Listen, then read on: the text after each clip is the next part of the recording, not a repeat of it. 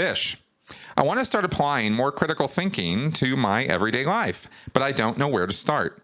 It seems like so many of my decisions and reactions are just reflexive and don't take a lot of thought. How can I start being more conscious or aware when everything moves so fast and there's just so much to think about? You're doing a great service to the public here with your show. Okay, Fish, thank you very much for asking me this question. And it's a great follow-up to the last answer I gave on the show here. So I'm going to try to be real simple about this. I'm not going to get into all these different crazy things people can do. I just want to, I kind of want to make a couple points on this, and it's going to take some work on your part. I mean, there really isn't any way around that. There is no simple Simon solution to how to keep your frontal lobes engaged. Okay.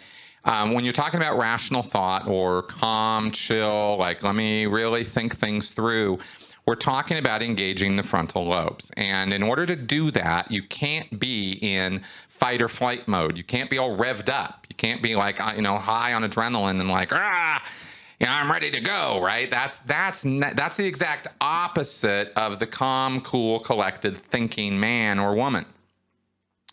So we don't want the revved up, riled up, mad person. And that's the reactionary side of us. That's the fight or flight, amygdala, fear response. So we don't want any of that. So how do we turn the switches in our brain? Well, it's kind of individual for each of us. But we have to, there's a couple of pieces of advice I can give on this. One is you got to practice. There's no on-off switch on this. This is not that kind of a problem to solve. It's a gradual thing. You have to train yourself to do this. It's an exercise that your brain has to learn about, because our natural tendencies are to be overly emotional and reactionary when we hear things we don't like or things that we think more specifically are threats to us. And threats don't have to be lions and bears and tigers anymore. Threats can be ideas.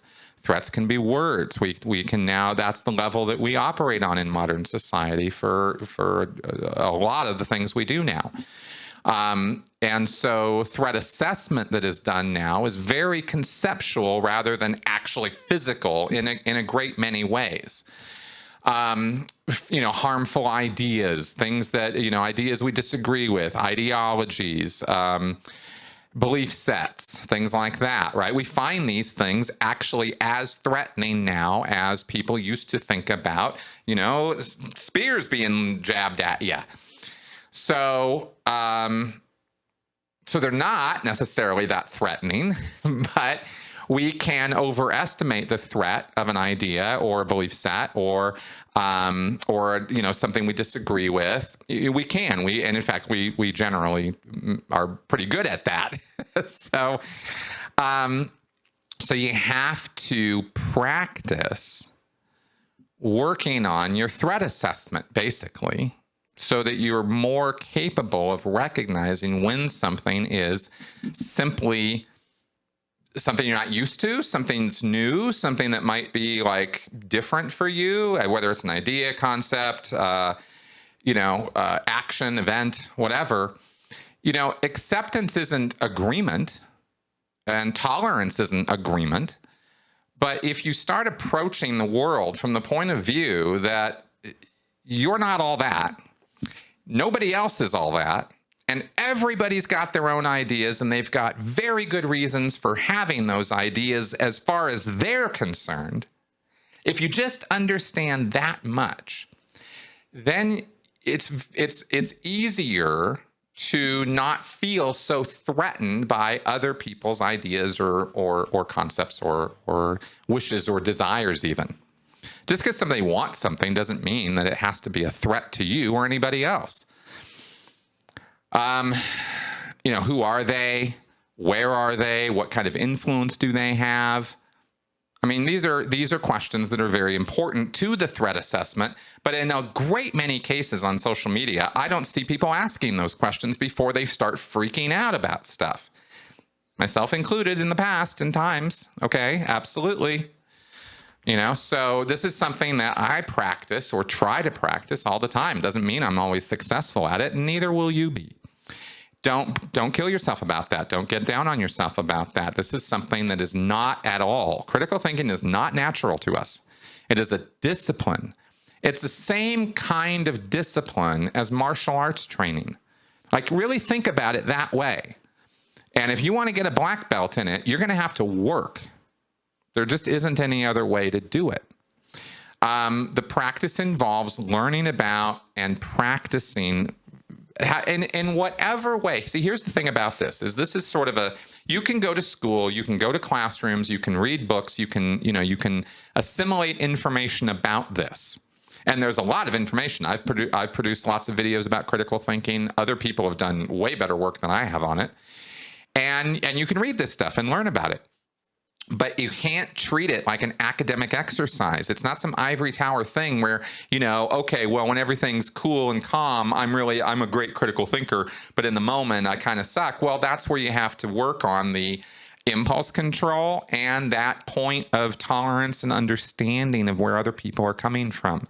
That it's okay with you that other people disagree, not see things your way, that maybe your way isn't always the best way. I mean, there's some humility connected with this too. I think that's a vital component of critical thinking, because if you can't ever admit you're wrong, you're never going to do anything approximating critical thinking. So, that's part of it. You got to be critical of self as well as critical of others.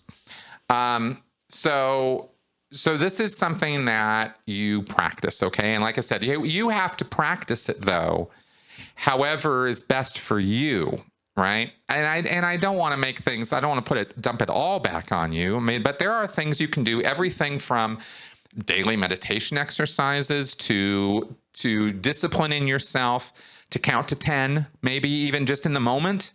It's like, okay, what do I do? Okay, 1, 2, 3, right? Even if it's just that. Even that is a start. It's a good start. It's a good place to go. If you can check yourself before you wreck yourself. But it's only it's repetition. It's getting your brain used to, it really is training your brain. It's mastering your impulse control and your tendency to react to threat assessment and regulating your threat assessment. Okay, if we want to get kind of technical and all that, but that's kind of where I'm going with that. I think meditation is a good way to go with that. Because it's kind of just practicing being chill can be a thing for some people. If you can't sit still for longer than a minute or two, this is something you should practice, because it's a skill and it's a good skill to have. Being patient, being calm, able to just kind of chill yourself out. Okay. That's best advice I can give, at least at this moment. I hope it helped.